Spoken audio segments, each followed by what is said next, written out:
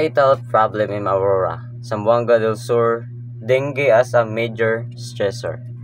One of the most pressing societal problems in Aurora, Zamboanga del Sur is the rising number of dengue cases, which has become a major stressor for the community.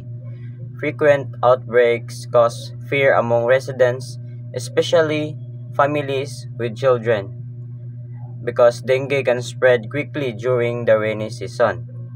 The situation also puts pressure on the local health system, which may struggle with limited resources, hospital space, and medical supplies. As a result, people experience stress, worry, and disruption in daily life due to the health risks and the economic burden caused by dengue illness and prevention efforts. Solution to the dengue problem. 1. Strengthen community cleanup programs. Organize weekly or monthly barangay cleanups drive. Remove stagnant water and containers, tires, flower pots, and gutters, common mosquito breeding sites.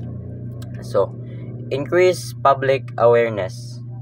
Conduct information campaigns through schools, barangays, and social media.